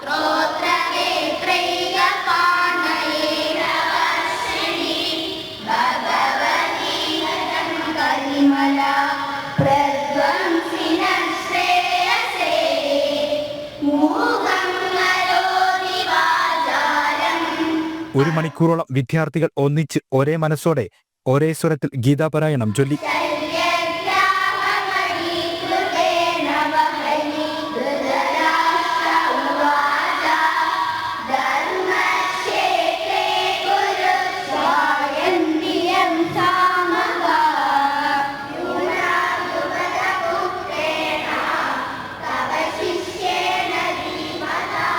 വലിയ വേദിയിൽ ഏറ്റവും വലിയ ഹിന്ദുമത സമ്മേളനത്തിൽ ഭാഗമാകാൻ കഴിഞ്ഞതിന്റെ സന്തോഷം കുഞ്ഞുങ്ങൾക്കെല്ലാം. സന്തോഷമുണ്ട്.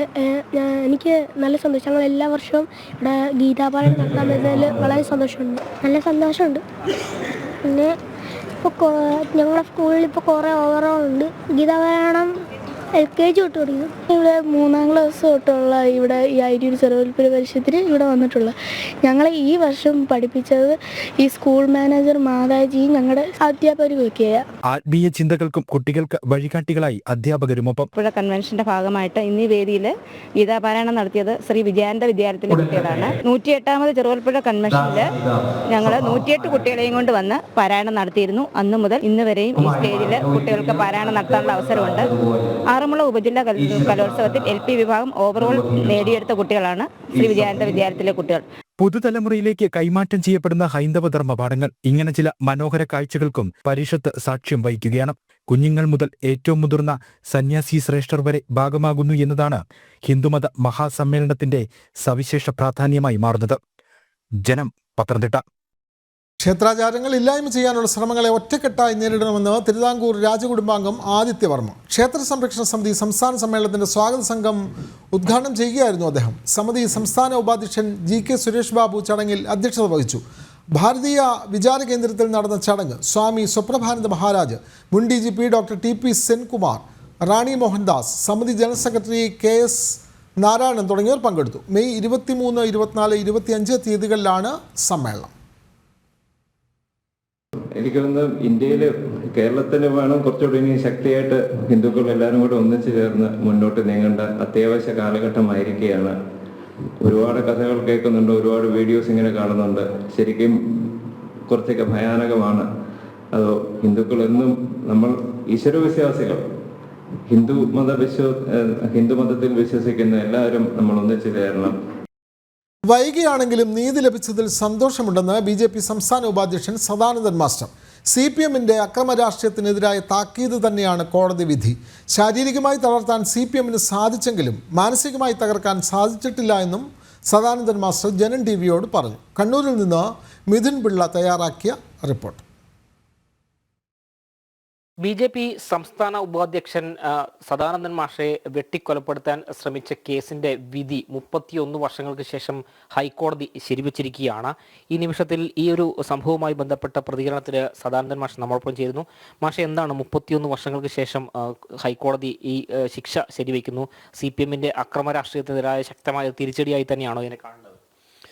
തീർച്ചയായിട്ടും അത് നീതി വൈകി എത്തിയാലും നീതി തന്നെയാണല്ലോ. പൊതുവെ ജസ്റ്റിസ് ഡിനയൽ ഈസ് ജസ്റ്റിസ് അങ്ങനെയൊരു പ്രയോഗമുണ്ടല്ലോ. Justice delayed is justice denied.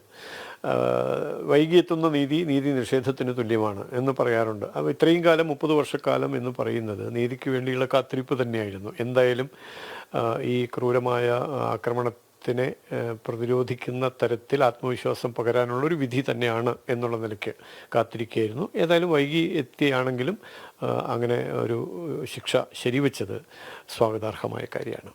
ഇപ്പോൾ ശാരീരികമായ മാഷെ കുറച്ച് തളർത്താൻ CPM-നെ കൊണ്ട് സാധിച്ചു, പക്ഷേ മാനസികമായി മാഷെ ഒട്ടും തളർത്താൻ സാധിച്ചില്ല എന്ന് തന്നെയല്ലേ ഈ ഒരു നിമിഷത്തിൽ പറയുന്നത്? തീർച്ചയായിട്ടും നമ്മളൊരു പ്രസ്ഥാനത്തിൻ്റെ ഭാഗമായി നിൽക്കുന്നു എന്നുള്ളത് തന്നെയാണ് അതിൻ്റെ പ്രധാനപ്പെട്ട കാരണം നമുക്ക് പിന്തുടരാൻ മഹത്തായ ഒരു ആദർശമുണ്ട്. മാതൃകയാക്കാൻ അനേകം മഹാമനീഷികളായ കാര്യകർത്താക്കളുണ്ട്, പൂർവ്വസൂരികളുണ്ട്. നമ്മെ പ്രേരിപ്പിക്കുന്ന, നമുക്ക് ഉൾപ്രേരണയാകാൻ കഴിയുന്ന ഉജ്ജ്വലമായ ദർശനങ്ങളുണ്ട്. അപ്പോൾ അതിൻ്റെയൊക്കെ ആ പ്രഭയിൽ ഇത്തരം വ്യക്തിപരമായി വരുന്ന നമ്മുടെ പ്രയാസങ്ങൾ നമുക്ക് മറക്കാൻ സാധിക്കും. വളരെയധികം ആത്മവിശ്വാസത്തോടെ പ്രസ്ഥാനത്തിനായിട്ട് മുന്നോട്ട് പോകാൻ കഴിയും. അതിൽ പ്രസ്ഥാനത്തിൻ്റെ പ്രവർത്തകർ, ഇപ്പോൾ പ്രാദേശിക തലത്തിൽ പോലും നമ്മുടെ ഈ പ്രദേശത്തുള്ള എൻ്റെ ഈ സ്ഥലത്തുള്ള പ്രവർത്തകർ പോലും ഓരോ കാര്യങ്ങൾക്കും എന്തെങ്കിലുമൊക്കെ സഹായം മാഷക്ക് വേണ്ടതുണ്ടോ എന്ന് കണ്ടറിഞ്ഞുകൊണ്ട് തന്നെ അവരുടെ സമീപനം അതെല്ലായിടങ്ങളിലും അതനുഭവിക്കാൻ കഴിയുന്നുണ്ട്. പിന്നെ ഈ പറഞ്ഞതുപോലെ നമ്മുടെ ദർശനത്തിൻ്റെ സാക്ഷാത്കാരമാണല്ലോ നമ്മുടെ ജീവിതത്തിൻ്റെ സാക്ഷാത്കാരം എന്ന് പറയുന്നത്. അതുകൊണ്ട് തന്നെ ആത്മവിശ്വാസത്തോടെ മുന്നോട്ട് പോകാൻ സാധിക്കും. പക്ഷേ ഈ 31 വർഷം കാത്തിരിപ്പ് എന്ന് പറയുന്നതിന് വലിയ നീണ്ടൊരു കാത്തിരിപ്പാണ്. മാത്രമല്ല ഈ ഒരു കാലയളവിൽ ഇവർ ഈ ശിക്ഷ അനുഭവിക്കേണ്ട സാഹചര്യം വന്നിട്ടേ ഇല്ല. പലപ്പോഴും ജാമ്യത്തിലൊക്കെ പുറത്താണ് ഈ പ്രതികൾ ഉണ്ടായിട്ടുള്ളത്.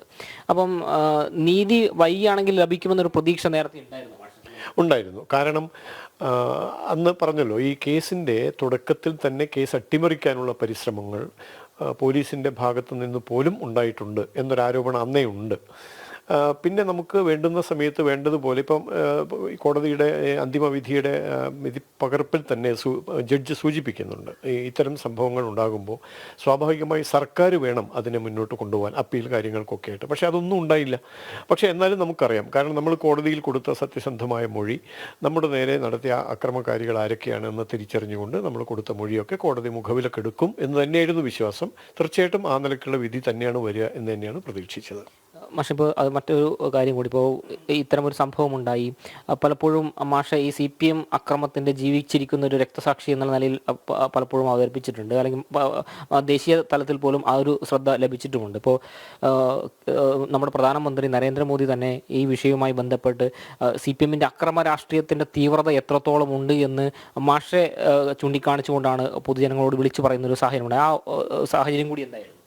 അതെ, ദേശീയ തലത്തിൽ അത് മാത്രമല്ല, ഞാൻ മാത്രമല്ല, അനേകം ആളുകൾ കണ്ണൂർ ജില്ലയിൽ ഇപ്പോഴും നമുക്കറിയാം ജീവിക്കുന്ന ബലിദാനികൾ എന്നൊക്കെ നമ്മൾ ആലങ്കാരികമായി പറയുമെങ്കിലും ഒരുപാട് പ്രയാസങ്ങൾ അനുഭവിച്ചുകൊണ്ട് സംഘടനാ രംഗത്ത് പ്രവർത്തിക്കുന്ന അനേകരുണ്ട് കണ്ണൂർ ജില്ലയിൽ പ്രത്യേകിച്ച്.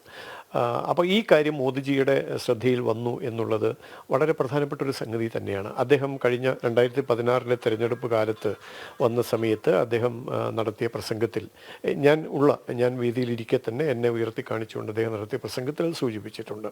മാത്രമല്ല, പിന്നീട് തുടർച്ചയായി അക്രമങ്ങൾ നടന്നുകൊണ്ടേയിരിക്കുന്നതിനിടയിൽ സംഘത്തിൻ്റെ പ്രജ്ഞാപ്രവാഹിൻ്റെ ചുമതല വഹിക്കുന്ന നന്ദേട്ടൻ ഉൾപ്പെടെയുള്ള സംഘ കാര്യകർത്താക്കൾ മുൻകൈ എടുത്തുകൊണ്ട് റെട്രോസിറ്റി എന്നൊരു പ്രയോഗം തന്നെ രംഗത്ത് അവതരിപ്പിക്കുകയും അതുമായി ബന്ധപ്പെട്ട അനേകം വിഷയങ്ങൾ ഭാരതത്തിലെ മുഴുവൻ ജില്ലകളിലും ഒരു സെമിനാർ രൂപത്തിലൊക്കെ അവതരിപ്പിക്കുകയൊക്കെ ചെയ്തിട്ടുണ്ട്. അപ്പോൾ അതിലൂടെയൊക്കെ CPM നടത്തുന്ന അസഹിഷ്ണുതാപരമായ ഫാസിസ്റ്റ് സമീപനത്തിൻ്റെതായ യഥാർത്ഥ മുഖം ലോകത്തിന് കാണിച്ചു കൊടുക്കാൻ സാധിച്ചിട്ടുണ്ട്. അപ്പോൾ അതിനൊരു നിമിത്തമായി തീർന്നു എന്നുള്ളത് എന്നെ സംബന്ധിച്ചിടത്തോളം ചാരിതാർത്ഥ്യജനകം തന്നെയാണ്.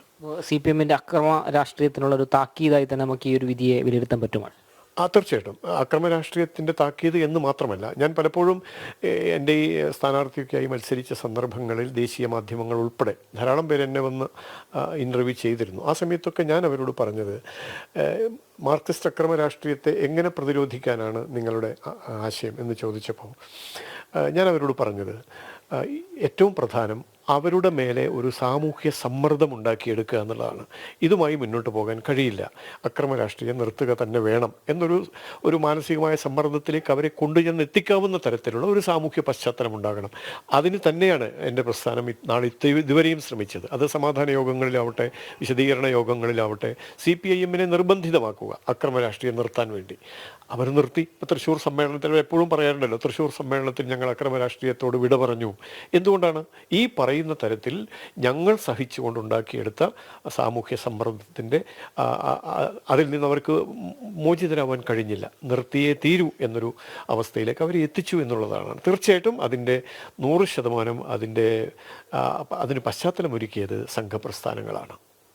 അതിലും അദ്ദേഹത്തിൻ്റെ വാക്കുകളിലൂടെ തന്നെ ഈ 30 വർഷത്തിന് ശേഷം ലഭിച്ചത് വൈകിയാണെങ്കിലും നീതി തന്നെയാണ് എന്ന് സദാനന്ദൻ മാസ്റ്റർ പറയുന്നു. മാത്രമല്ല, ശാരീരികമായി മാത്രമേ തളർത്താൻ സാധിച്ചുള്ളൂ, മാനസികമായി തന്നെ ഒട്ടും തളർത്താൻ സാധിച്ചില്ല എന്ന് തന്നെയാണ് അദ്ദേഹത്തിൻ്റെ വാക്കുകളിലൂടെ നമുക്ക് വ്യക്തമാകുന്നത്.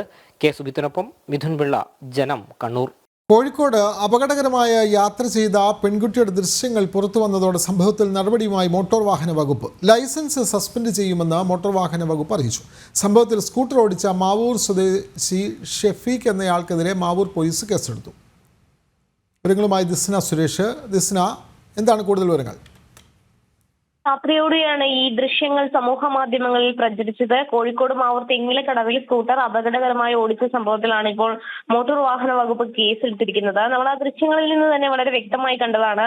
ഒരു കുട്ടി ആണ്, ചെറിയ കുട്ടി പുറകിലിരിക്കുന്നു, കുട്ടിയുടെ കയ്യിൽ ഫോണുണ്ട്, യാതൊരു തരത്തിലുള്ള ശ്രദ്ധയുമില്ല. മുന്നിലിരിക്കുന്ന ആൾ ഹെൽമറ്റും ധരിക്കാത്തൊരു അവസ്ഥയിലാണ് ഉണ്ടായിരുന്നത്. സ്കൂട്ടർ ഓടിച്ച മാവൂർ സ്വദേശി ഷെഫീഖിനെതിരെയാണ് ഇപ്പോൾ നിലവിൽ കേസെടുത്തിട്ടുള്ളത്. ഹെൽമറ്റ് ഇല്ലാതെ വാഹനം ഓടിച്ചു, അശ്രദ്ധമായി വാഹനം ഓടിച്ചു എന്നീ വകുപ്പുകൾ പ്രകാരമാണ് കേസ്. ഇയാളുടെ ലൈസൻസ് സസ്പെൻഡ് ചെയ്യാനുള്ള എല്ലാ നടപടിയിലേക്കും മോട്ടോർ വാഹന വകുപ്പ് കടന്നിട്ടുണ്ട് എന്ന വിവരമാണ് നമുക്ക് ലഭ്യമായിട്ടുള്ളത്. വിനോദ്, മറ്റൊരു വാഹനത്തിൽ പിറകെ വരുന്ന യാത്രക്കാരനാണ് ഈ ദൃശ്യങ്ങൾ പകർത്തിയത്. ഇരുചക്ര വാഹനത്തിൽ സുരക്ഷിതമല്ലാതെ യാത്ര ചെയ്ത സംഭവത്തിലാണ് അതിന് ദൃശ്യങ്ങൾ പുറത്തു വന്നതോടുകൂടിയാണ് മോട്ടോർ വാഹന വകുപ്പ് നടപടി സ്വീകരിച്ചത്. ഇങ്ങനെ ഹെൽമറ്റ് ഇല്ലാതെ കൊച്ചുകുട്ടിയെ സുരക്ഷിതമല്ലാത്ത നിലയിൽ ഇരുചക്ര വാഹനത്തിൽ കൊണ്ടുപോയതിനാണ് ഇപ്പോൾ അദ്ദേഹത്തിൻ്റെ ലൈസൻസ് സസ്പെൻഡ് ചെയ്യാനുള്ള തീരുമാനവുമായി പോലീസ് മുന്നോട്ട് പോകുന്നത്. മാവൂർ പോലീസാണ് നടപടി സ്വീകരിച്ചത്. നിങ്ങൾ നൽകുകയായിരുന്നു ദിസ്ന സുരേഷ്. കൊലപാതക കേസുകളിൽ പ്രതികളെ ശിക്ഷിക്കുന്ന വാർത്തകൾ പുതുമയുള്ളതല്ല. എന്നാൽ ഒരു കൊലപാതക കേസിൽ മുഴുവൻ പ്രതികളെയും വെറുതെ വിടുന്നത് അപൂർവമാണ്. അത്തരമൊരു അപൂർവതയാണ് തലസ്ഥാനത്തെ തമലം സുരേഷ് കൊലപാതക കേസിൽ തിരുവനന്തപുരം അഡീഷണൽ സെഷൻസ് കോടതി നൽകിയ വിധി. നിരപരാധികളായ RSS പ്രവർത്തകരെ പ്രതികളാക്കിയ പോലീസിൻ്റെ കള്ളക്കഥയാണ് ഇതോടെ പൊളിഞ്ഞു വീണത്. കഴിഞ്ഞ 15 വർഷത്തിനിടയിൽ ഒരു കൊലപാതക കേസിലെ മുഴുവൻ പ്രതികളെയും വെറുതെ വിട്ട കേസായിരുന്നു തമലം സുരേഷ് കൊലപാതക കേസ്. 2016 ഓഗസ്റ്റ് 13-നായിരുന്നു തമലം സ്വദേശിയും CPM പ്രവർത്തകനുമായ സുരേഷ് എന്ന കുട്ടൻ കൊല്ലപ്പെട്ടത്. RSS പ്രവർത്തകരാണ് കൃത്യം നടത്തിയതെന്നും സംഭവത്തിന് 4 ദൃക്സാക്ഷികളുണ്ടെന്നുമായിരുന്നു പ്രോസിക്യൂഷൻ കേസ്. സംഭവ സ്ഥലത്ത് വെച്ച് പ്രതികളിൽ ഒരാളെ പിടികൂടിയെന്നും പിടികൂടിയ പ്രതികളിൽ ഒരാളുടെ വസ്ത്രങ്ങളിൽ നിന്നും മരണപ്പെട്ടയാളുടെ DNA സാമ്പിൾ ലഭിച്ചുവെന്നും പോലീസിന്റെ റിപ്പോർട്ടിൽ പറഞ്ഞിരുന്നു. എന്നാൽ പ്രോസിക്യൂഷൻ ഹാജരാക്കിയ സാക്ഷികളും രേഖകളും വ്യാജമാണെന്ന് തെളിയിക്കാൻ പ്രതിഭാഗത്തിന് നിഷ്പ്രയാസം കഴിഞ്ഞു എന്നതാണ് കേസിൽ നിർണായകമായതെന്ന് പ്രതിഭാഗം അഭിഭാഷകൻ അഡ്വക്കേറ്റ് പ്രതാപ് ജി പടിക്കൽ പറയുന്നു. കോടതിയിൽ തെളിവുകൾ എടുത്ത സമയത്ത് കോടതിക്ക് ബോധ്യം വന്നൊരു സംഗതി, കേസിൽ പ്രോസിക്യൂഷൻ ഹാജരാക്കിയിട്ടുള്ള സാക്ഷികളെല്ലാവരും തന്നെ കേസിൽ പ്ലാന്റഡ് വിറ്റ്നസ് എന്ന് പറയുന്ന തരത്തിൽ, സ്റ്റോക്ക് വിറ്റ്നസ് എന്നോ പറയപ്പെടുന്ന തരത്തിൽ ഈ കേസിൻ്റെ ആവശ്യകതയിലേക്കായി മാത്രം പ്രോസിക്യൂഷൻ ഫാബ്രിക്കേറ്റ് ചെയ്ത സാക്ഷികളാണ് എന്ന് കോടതിക്ക് മുമ്പാകെ തെളിയിക്കാൻ പ്രതിഭാഗത്തിന് സാധിച്ചു. പ്രതിഭാഗത്തിൻ്റെ ആ വാദമുഖത്തെ അതിൻ്റെ ശരിയായ അർത്ഥത്തിൽ ഉൾക്കൊള്ളാൻ കോടതി തയ്യാറായതുകൊണ്ടാണ് ബഹുമാനപ്പെട്ട കോടതി ഈ കേസിലെ സാക്ഷിമൊഴികൾ വിശ്വസനീയമല്ല എന്ന് കണ്ടുകൊണ്ട് ഈ കേസിലെ പ്രതികളെ വെറുതെ വിടുന്ന ഒരു സാഹചര്യം ഉണ്ടായത്. അന്വേഷണത്തിലൂടെ പ്രതികളിലേക്ക് എത്തുക എന്ന രീതിക്ക് പകരം പ്രതികളെ മുൻകൂട്ടി നിശ്ചയിച്ചായിരുന്നു പോലീസ് മുന്നോട്ടു പോയത്. അതും പ്രതിഭാഗത്തിന് കോടതിയിൽ തെളിയിക്കാനായി. ക്രോസ് വിസ്താരത്തിൽ സാക്ഷിമൊഴികളിലെ വൈരുദ്ധ്യവും കോടതിക്ക് ബോധ്യപ്പെട്ടു. അന്വേഷണത്തിൽ കൂടി പ്രതികളിലേക്ക് എത്തുക എന്നുള്ള ഒരു ശരിയായ തരത്തിലുള്ള പോലീസ് അന്വേഷണ രീതിയെ അട്ടിമറിച്ചുകൊണ്ട് കേസിലെ പ്രതികൾ ആരൊക്കെയാണെന്ന് മുൻകൂട്ടി നിശ്ചയിച്ച ശേഷം ആ പ്രതികൾക്കെതിരായി മൊഴി കൊടുക്കാൻ സാധിക്കുന്ന സാക്ഷികളെ പ്രത്യേകമായ രീതിയിൽ ഉൾപ്പെടുത്തുക എന്നുള്ള തരത്തിൽ ക്രിമിനൽ അന്വേഷണ വ്യവസ്ഥയിൽ കേട്ടുകേൾവി പോലും ഇല്ലാത്ത തരത്തിലുള്ള കാപട്യം നിറഞ്ഞ അന്വേഷണം ഈ കേസിൽ നടത്തപ്പെട്ടു എന്നുള്ളത് കോടതിക്ക് ബോധ്യം വന്നതുകൊണ്ടാണ് ഈ കേസിലെ പ്രതികളെ കോടതി വെറുതെ വിട്ടത്. കേസിലെ 4 സാക്ഷികളിൽ ഒരാൾ ക്രിമിനൽ കേസുകളിലെ പ്രതിയായിരുന്നു. പ്രോസിക്യൂഷൻ ആരോപിച്ചിട്ടുള്ളതും കണ്ടെത്തിയിട്ടുള്ളതുമായ തെളിവുകൾ കളവാണെന്ന് പ്രതിഭാഗത്തിന് സ്ഥാപിക്കാൻ സാധിച്ചു എന്നതാണ് കേസിന്റെ പ്രത്യേകതയും വിജയവും. നിരവധി കൊലപാതക കേസുകളിൽ പ്രതിയായ സുരേഷിന്റെ കൊലപാതകത്തിന് പിന്നിൽ RSS പ്രവർത്തകരാണെന്ന് വരുത്തി തീർക്കാൻ പോലീസ് മുൻകൂട്ടി നിശ്ചയിച്ച കള്ളക്കഥകളാണ് കേസിലെ മുഴുവൻ പ്രതികളെയും കോടതി വെറുതെ വിട്ടതിലൂടെ ഇല്ലാതായത്. യഥാർത്ഥത്തിൽ ആ സംഭവ സ്ഥലത്ത് ഉണ്ടായിരുന്നവരോ ഇങ്ങനെ ഒരു സംഭവം കണ്ടവരായിട്ടുള്ള ഒരാളെയും സാക്ഷിയാക്കാതെ ഈ പ്രതികളെ എങ്ങനെയെങ്കിലും പ്രതിവർഗത്തിൽ ചേർക്കണം എന്നുള്ള തീരുമാനത്തിൽ ഈ പ്രതികളെ എങ്ങനെയെങ്കിലും ശിക്ഷിക്കണം എന്നുള്ള രീതിയിൽ സാക്ഷികളാക്കപ്പെട്ടവർ മാത്രമായി ചേർത്ത് കുറ്റപത്രം ഫയൽ ചെയ്തതുകൊണ്ടാണ് ഈ കേസിനകത്ത് പ്രതികൾക്ക് നീതി ലഭിച്ചത് എന്ന് തന്നെയാണ് ഞങ്ങൾ വിശ്വസിക്കുന്നത്. ജനം, ആലപ്പുഴ. ബ്രൂവറി വിവാദത്തിൽ പ്രതികരണവുമായി ജനങ്ങൾ. പാലക്കാട് പുതിയ മദ്യ പ്ലാന്റ് വരുന്നതിനെതിരെ ശക്തമായി രംഗത്ത് വരികയാണ് ഭൂരിഭാഗം ജനങ്ങളും. ജനങ്ങളുടെ ജീവന് എന്ത് വിലയാണ് പിണറായി സർക്കാർ നൽകുന്നത് എന്ന ആക്ഷേപമാണ് ഇവർ ഉന്നയിക്കുന്നത്. ബ്രൂവറിയിൽ പിണറായി സർക്കാരിനെതിരെ ആഞ്ഞടിച്ച് ജനങ്ങൾ. ബ്രൂവറി വിഷയത്തിൽ സർക്കാർ നിലപാട് ജനങ്ങളോടുള്ള വെല്ലുവിളിയെന്ന് പ്രതികരണം. മുഖ്യമന്ത്രി പറഞ്ഞിട്ടുണ്ടല്ലോ, ഇത് ആരൊക്കെ അപേക്ഷ വന്നാലും എല്ലാവർക്കും കൊടുക്കുമെന്ന്. അവരുടെ ആഗ്രഹത്തെ ജനസംഖ്യ മദ്യപിച്ച് നശിച്ച് കാണണം എന്നുള്ളതാണ്. മറ്റു സംസ്ഥാന തൊഴിലാളികൾ വർക്ക് ചെയ്ത് കൊണ്ടുപോകുന്നത്. അപ്പോൾ കേരളത്തിൻ്റെ വരുമാനത്തിൽ വളരെയധികം കുറവാണ്. ഇപ്പോൾ സർക്കാർ കൂടുതൽ കൊണ്ടുവന്നാൽ ഇവിടുത്തെ ജനസംഖ്യ തമ്മിലടിച്ച് ചത്തോളാണ്, കുഴപ്പമൊന്നുമില്ല. സാധാരണക്കാരുടെ വയറ്റിത്തടിക്കുന്ന സമീപനമാണ് പിണറായി സർക്കാരിന്റെ ഭാഗത്തു നിന്നുണ്ടായതെന്ന് ആക്ഷേപം. മദ്യവർജനം നടത്തുമെന്ന് പറഞ്ഞ് അധികാരത്തിലേറിയ പിണറായി സർക്കാർ പുതിയ മദ്യഷാപ്പുകൾ തുറക്കുന്നതിലാണ് ശ്രദ്ധ കൊടുത്തിരിക്കുന്നത്. ഓരോ വീട്ടിൽ ഓരോന്ന് തുടങ്ങേണ്ട അത്യാവശ്യമുള്ള കാര്യമല്ല. എല്ലാ വീട്ടിലും ഓൺലൈൻ നമ്മൾ ഈ സാധനങ്ങൾ എത്തിക്കണം, ഈ കള്ളെത്തിക്കണം. അതാണല്ലോ നമ്മുടെ മെയിനായിട്ടുള്ള ആവശ്യം. അല്ല റേഷൻ കൊടുക്കുന്നതോ മനുഷ്യൻ പട്ടിണി കിടക്കുന്നോ ഇവിടെ വരാന്ത കിടക്കുക ആഹാരം ഇല്ലാത്ത അതൊന്നും നമുക്കൊരു പ്രശ്നമല്ല. ബ്രൂവറി അത്യാവശ്യം, അതൊക്കെ അവരുടെ ചില ഇലക്ഷൻ തീരാൻ നേരത്തുള്ള പൈസയുടെ ഒക്കെ ആവശ്യത്തിന് വേണ്ടിയൊക്കെ ചെയ്യുന്നു. അതും ഒട്ടും വെള്ളമില്ലാത്ത പാലക്കാട്ടൊക്കെ ഇതൊക്കെ തുടങ്ങുക എന്ന് വെച്ചാൽ അവിടുത്തെ ജനത്തിന് വെള്ളം കുടിക്കണ്ടേ. പാലക്കാട്ടെ വെള്ളമാണ് ഏറ്റവും ഈ കേരളത്തിൽ കിട്ടുന്നതിൽ ഏറ്റവും നല്ല വെള്ളമെന്നുള്ള രീതിയിലാണ്. അതൊക്കെ അവർ ഊറ്റിക്കൊണ്ട് പോയി കഴിഞ്ഞാൽ അവർക്ക് കോടികളുടെ ബിസിനസ് അവർക്ക് ഉണ്ടാക്കാമല്ലോ. അല്ലാതെ നമുക്ക് കിട്ടിയില്ലെങ്കിലും അവർക്കൊക്കെ അതിനുള്ള പ്രയോജനം, അല്ലാതെ യാതൊരുവിധ പ്രയോജനമുള്ള കാര്യങ്ങളല്ല ഇതൊക്കെ. പാലക്കാട് ബ്രൂവറി സ്ഥാപനം ജനങ്ങളുടെ താല്പര്യങ്ങൾക്ക് വിരുദ്ധമായാണ് ചെയ്തിരിക്കുന്നത്. എന്തിനാണ് കേരള സർക്കാർ തങ്ങളുടെ ജീവൻ കൊണ്ട് ഖജനാവ് നിറയ്ക്കാൻ ഒരുങ്ങുന്നതെന്ന് പറയാതെ പറയുകയാണ് സാധാരണ ജനങ്ങൾ. ജനം, തിരുവനന്തപുരം. കാലിക്കറ്റ് ബീസോൺ കലോത്സവ സംഘർഷത്തിൽ തൃശൂർ വളയം പോലീസ് 2 കേസുകൾ രജിസ്റ്റർ ചെയ്തു. SFI നേതാവും കോഴിക്കോട് ലോ കോളേജ് യൂണിയൻ ചെയർമാനുമായ സനദസ് ബാനുവിൻ്റെ പരാതിയിലാണ് ഒരു കേസ്. ഗുരുവായൂരപ്പൻ കോളേജ് വിദ്യാർത്ഥി അഭയസ് രാജീവിൻ്റെ പരാതിയിൽ 5 പേർക്കെതിരെ മറ്റൊരു കേസും രജിസ്റ്റർ ചെയ്തു.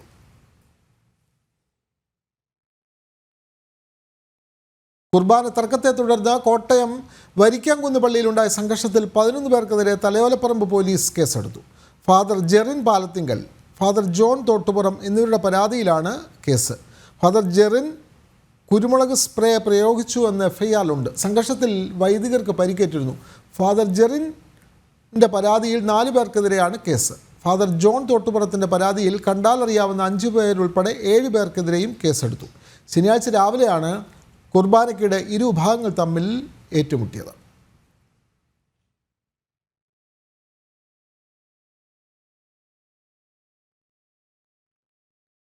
എറണാകുളം കുറുപ്പുംപടി വേങ്ങൂർ രാജഗിരി വിശ്വജ്യോതി കോളേജിൽ വിദ്യാർത്ഥിനി തൂങ്ങി മരിച്ചു. 3ാം വർഷ BBA വിദ്യാർത്ഥിനി കോട്ടയം പാറമ്പുഴ സ്വദേശിനി അനീറ്റ ബിനോയിയാണ് മരിച്ചത്. 21 വയസ്സായിരുന്നു. ഇന്ന് രാവിലെ ലേഡീസ് ഹോസ്റ്റൽ മുറിയിൽ ജനലഴിയിലൂടെ തൂങ്ങിയ നിലയിലാണ് മൃതദേഹം കാണപ്പെട്ടത്. കുറുപ്പുംപടി പോലീസ് മേൽ നടപടി സ്വീകരിച്ചു.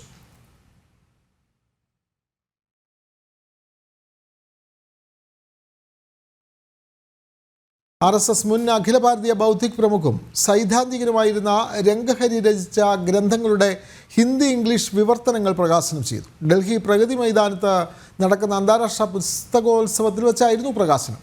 പ്രകാശന ചടങ്ങിൽ പ്രജ്ഞാപ്രവാഹ് ദേശീയ സംയോജകൻ ജെ നന്ദകുമാർ, ഡൽഹി സർവകലാശാല south campus director professor Prakash Singh തുടങ്ങിയവർ പങ്കെടുത്തു. Professor K Vanaja, KC Ajayakumar, A Rajasekhara Panicker എന്നിവർ നിർവഹിച്ച വിവർത്തനങ്ങൾ പ്രജ്ഞാപ്രവാഹ് പ്രതിഷ്ഠാനും കിതാബ് വാലെ ന്യൂഡൽഹിയും സംയുക്തമായാണ് പ്രസിദ്ധീകരിച്ചത്.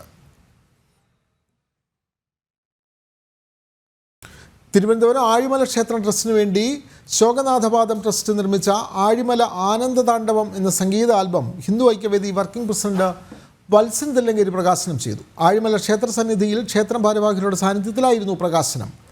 ശോകനാഥപാദം സന്തോഷിൻ്റെ വരികൾക്ക് അജയ് തിലക് സംഗീതം പകർന്ന് ശോകനാഥപാദം സഹോദരന്മാരുടെ സംവിധാനത്തിലാണ് ആൽബം പുറത്തിറങ്ങിയത്. സംഗീത സ്വരഗംഗയുടെ യൂട്യൂബ് പേജിൽ ആൽബം ലഭ്യമാണ്.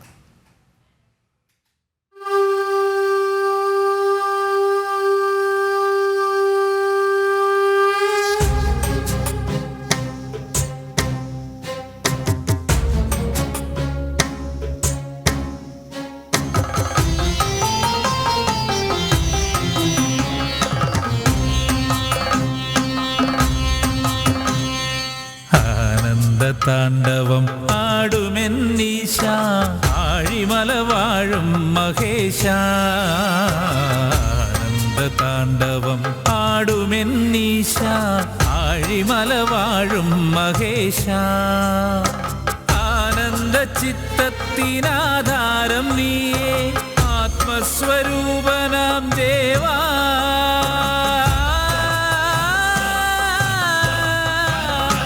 ആഴിമല വാഴും മഹേശ, ആഴിമല വാഴും മഹേശ.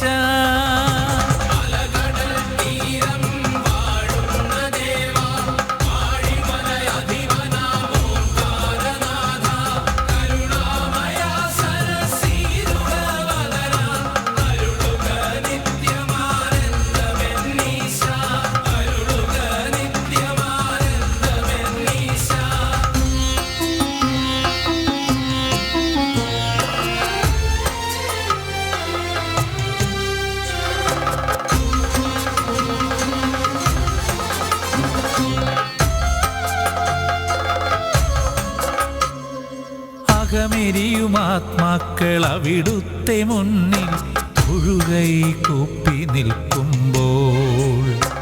അകമെരിയുമാത്മാക്കൾ അവിടുത്തെ മുന്നിൽ തൊഴുകൈ കൂപ്പി നിൽക്കുമ്പോൾ. കടലലകൾ തഴുകി വരും കാറ്റായി വന്നെൻ്റെ ഉള്ളം കുളിർപ്പിക്കുമീശ. ആഴിമല വാഴും മഹേശ, ആഴിമല വാഴും മഹേശ.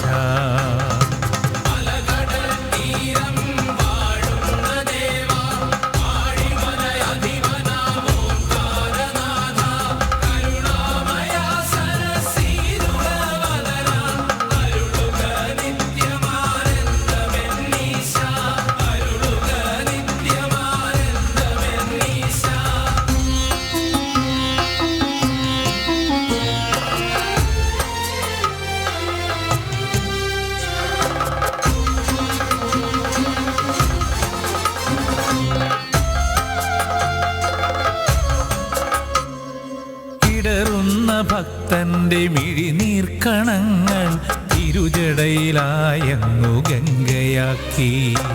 ഇടറുന്ന ഭക്തന്റെ മിഴിനീർക്കണങ്ങൾ തിരുജടയിലായങ്ങു ഗംഗയാക്കി. ഒഴുകുന്ന നദി പോലെ ഇന്നെന്റെ മാനസം തെളിനീരാക്കി എന്നീശ. ആഴിമല വാഴും മഹേശ, ആഴിമല വാഴും മഹേശ. ആനന്ദ താണ്ഡവം ആടുമെന്നീശ, ആഴിമല വാഴും മഹേശ. ആനന്ദ ചിത്തത്തിനാധാരം നീയേ, ആത്മസ്വരൂപനാം ദേവാ.